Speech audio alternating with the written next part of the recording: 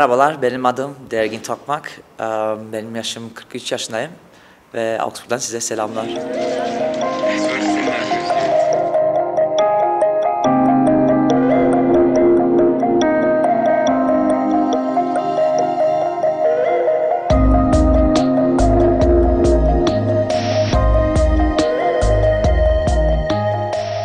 Hallo, ich bin der Dergin Tokmak, komme aus Augsburg und bin 43 Jahre alt. Ich bin Akrobattänzer auf Krücken und ja, wir sind hier im QuickFit. Das ist mein Übungsraum, wo ich mich eigentlich immer öfters befinde. Also ich trainiere hier bestimmt so bis 3 bis 4, 5 Mal in der Woche, je nachdem wie viel Zeit ich habe. So ungefähr so 2 bis 3 Stunden. Also hier in meinem Tanzraum so 1, 2 Stunden und oben dann eigentlich meistens im Kraftraum noch eine Stunde. Und tja, also ihr fragt euch bestimmt, was ich habe, so warum ich auf den Krücken bin.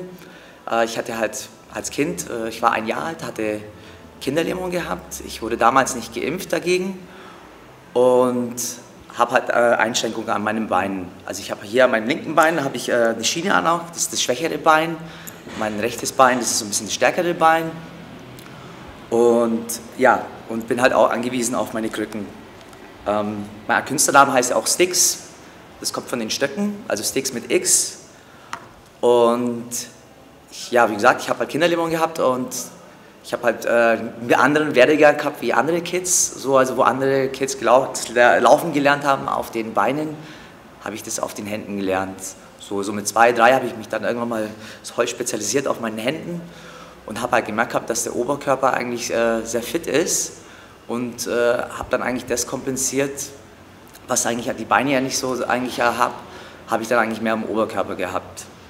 Ich habe dann so mit 6, 7, dann war ich halt dann irgendwann mal, habe ich mit der Schule angefangen und habe dann auch gemerkt gehabt, dass da viele Angebote gibt für Körperbehinderte, weil es ja auch eine Körperbehindertenschule war, gab es viel im Sportbereich und habe da gemerkt dann auch sehr früh, dass da meine Stärken sind.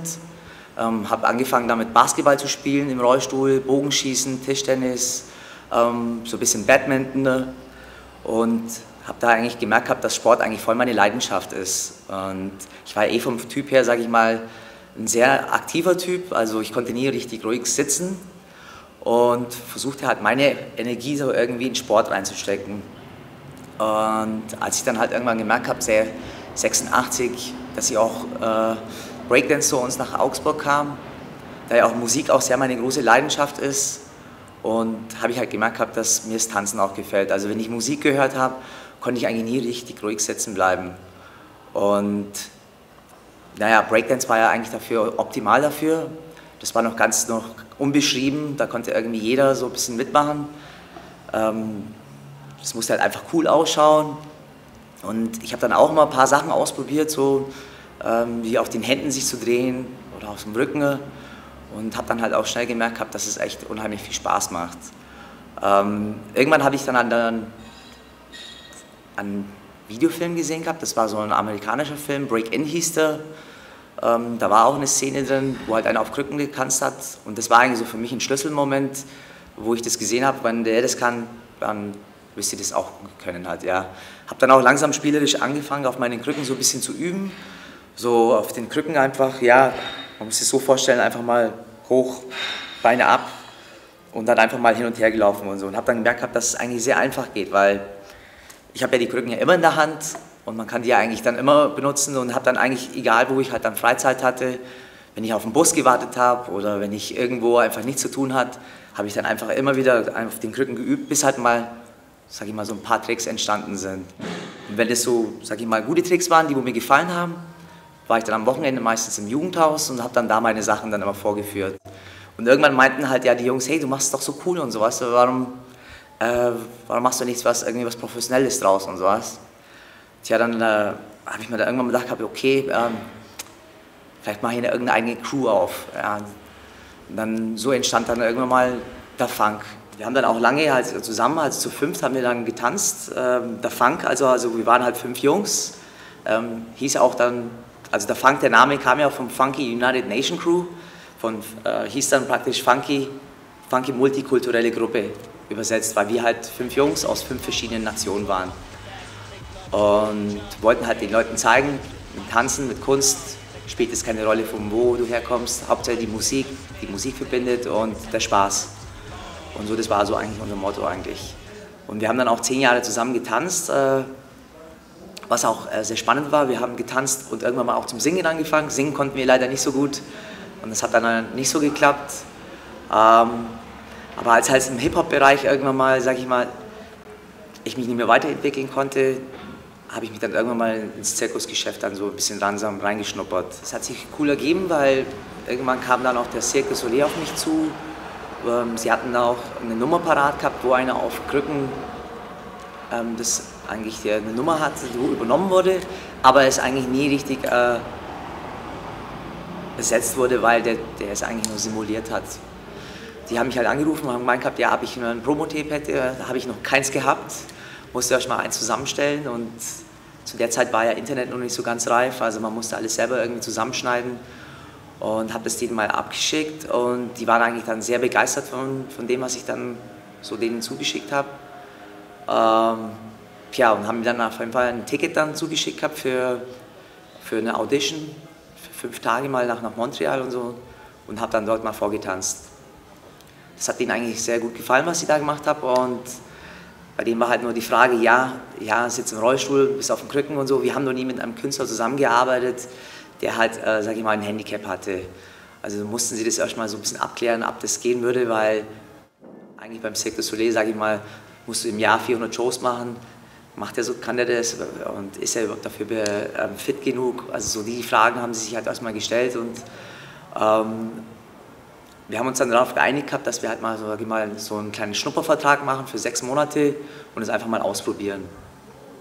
Und ja, wir haben das dann auch gemacht und es war auch cool und so. Es hat dann die 6 Monate geklappt, das war so eine Art Probezeit. Und da die Probezeit ich dann überstanden habe, haben die mich dann weiter übernommen und ich habe dann mit denen 6 Jahre getourt. Als ich jetzt mit Tanzen angefangen habe, hatte ich ja eigentlich eine ganz normale Krücken, also die mal aus dem Orthopädie-Geschäft bekommen. Und ich hatte ja dann irgendwann mal halt natürlich gemerkt, dass meine Krücken halt schnell kaputt gehen und abbrechen, durch das halt, dass meine Tricks halt immer halt, sag ich mal, heftiger geworden sind, habe ich mir dann beim Cirque du Soleil die Formel 1 Krücke machen lassen. Ich habe sie denen abgegeben und die haben mir dann dieses Teil dann rausgebracht. Also es schaut eigentlich von Weitem eigentlich sehr normal aus, aber das ist eigentlich die Formel 1 Krücke unter den Krücken. Die besteht hier, der obere Schaft ist eigentlich aus Carbon, ist dann eingearbeitet in den Titanrohren rein. Und ich laminiere die halt dann immer, je nachdem wie ich halt Lust habe, oder lasse sie lackieren in die Farbe, halt je nachdem welche Show ich bin. Im Augenblick ist das jetzt eigentlich so meine Lieblingsmuster, das ist so dieser Candy-Look, Zuckerstangen-Look, ja. Manche sehen es als Fenerbahce vielleicht, oder manche oder Galatasaray? Eher Galatasaray, ja genau. Oder man kann es auch als Baustelle sehen, wie auch immer. Die Show selber war inspiriert jetzt von der Metapher von der griechischen Mythologie Icarus.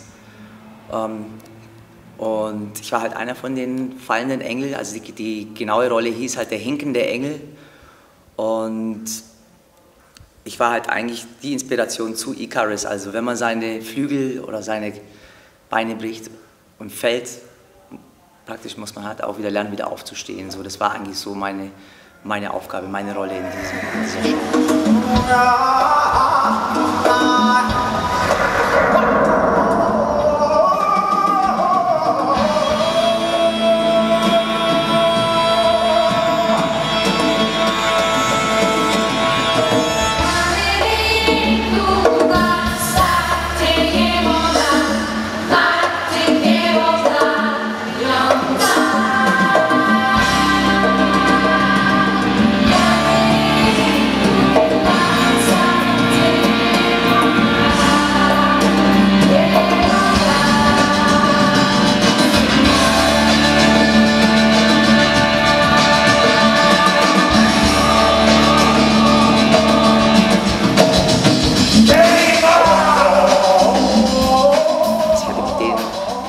Die Amerika-Tour gemacht gehabt, 1 Jahr lang in Australien, 3 Jahre lang in Europa und ein halbes Jahr lang in Asien. Ich hatte dann mal ein Problem gehabt am Ellbogen hier, dass ich dann mal angefangen habe, mal da so eine Schleimbeutelentzündung zu haben. Und dann ging irgendwann mal die Sehne halt, dann hat sie dann fast gerissen, also ich war dann fast 18 Monate war ich dann draußen. Als dann irgendwie dann naja, irgendwann wurde es dann irgendwie für mich auch zu einer Fließbandarbeit, weil du eigentlich jeden Tag eigentlich dieselbe Nummer machst. Es war ja zwar schön, die Welt kennenzulernen und sowas, und irgendwie ja, als Künstler sucht man ja irgendwie nach einer neuen Herausforderung. Und ja, ich habe mich dann entschieden gehabt, dann beim Cirque du Soleil aufzuhören und habe dann das Projekt gehabt, meine Autobiografie rauszubringen. Und habe dann eigentlich 2011 dann mein Buch rausbekommen, Sticks, Sticks, mein Weg zum Tänzer auf Krücken. Und ja, als ich dann mit dem Buch halt dann auch ein bisschen mehr Promo gemacht habe hier in Deutschland, ging dann an eigentlich das ohne Cirque du Soleil eigentlich auch ziemlich gut, dass ich als freischaffender Künstler arbeiten kann hier. Ich habe jetzt heute meine eigene Nummer, die ich halt dann auch weltweit vorführe. Also es ist eine Nummer, die für 5 Minuten dauert, aber man kann mich halt für Galas oder für Varieté-Shows oder für Sportevents kann man mich auf jeden Fall immer engagieren. Ich habe auf jeden Fall noch Ziele, also ich möchte natürlich daran arbeiten, dass behinderte Menschen natürlich, es natürlich einfach haben in der Zukunft. Ich möchte natürlich meine Kunst gerne weitergeben. Wir arbeiten gerade an einem Projekt in England, das heißt Extraordinary Bodies, also außergewöhnliche Körper, verbindet zusammen mit Künstlern aus der ganzen Welt, die auch jetzt keine Behinderung haben, und mit denen wollen wir als ein Zirkusprojekt starten. Das wird nächstes Jahr in England stattfinden, und wenn das sag ich mal, Erfolg hat, wollen wir das dann auch weltweit natürlich vorführen. Und ich glaube, das ist das beste Beispiel halt dafür, dass man halt Immigrationshintergrund oder Inklusion, dass man einfach was Cooles zusammen starten kann, und das wollen wir einfach weitergeben den Leuten. Also ich bin ja in Deutschland aufgewachsen, meine Eltern sind aus der Türkei, also sind damals, glaube ich, als Gastarbeiter in den 60er Jahren hier gekommen. Meine Brüder, meine Schwestern sind alle hier aufgewachsen eigentlich, und ja, eigentlich sind wir sehr türkisch aufgewachsen. Ich habe mich eigentlich hier in Deutschland immer eigentlich sehr wohl gefühlt, habe mich versucht eigentlich immer gut anzupassen. Klar gab es immer mal wieder mal so Aussetzer, wo man sagt, in der Schule halt erlebt man das halt mal, weil ich war ja in einer Körperbehindertenschule und da war ich der einzige Türke, und da kam halt schon mal irgendwie mal so ein Satz halt mal, ja du, hey, scheiß Kanake oder so, aber ich habe mich da jetzt eigentlich nicht so drauf eingelassen eigentlich, weil ich da eigentlich ganz cool umgehe eigentlich.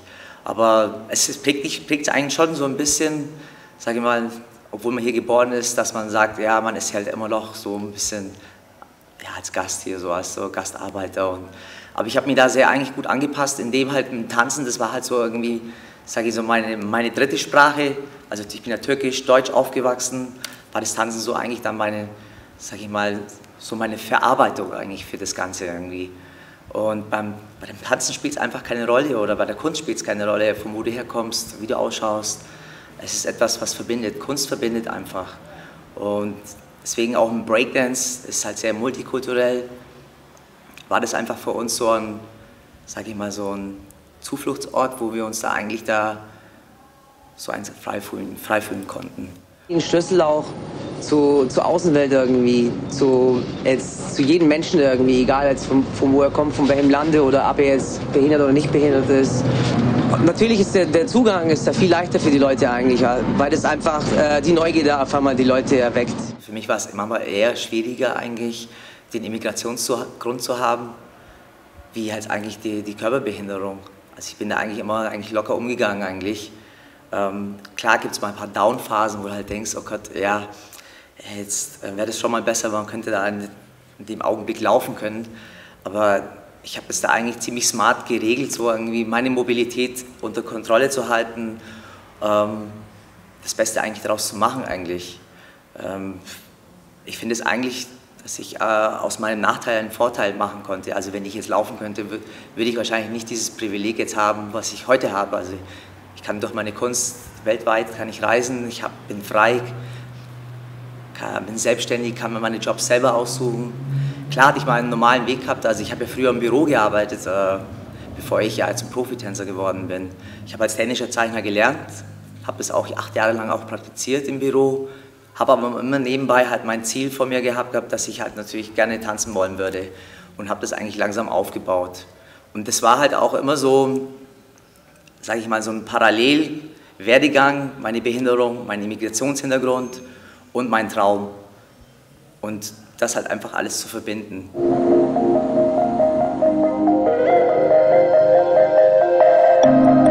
wir haben ein kurzes Leben und genieße es so gut, wie du es kannst. Und das ist das Einzige, was ich an allen Leuten sagen kann. So. Ich genieße mein Leben so gut, wie es geht. That's our job. Just how we live. That's done now.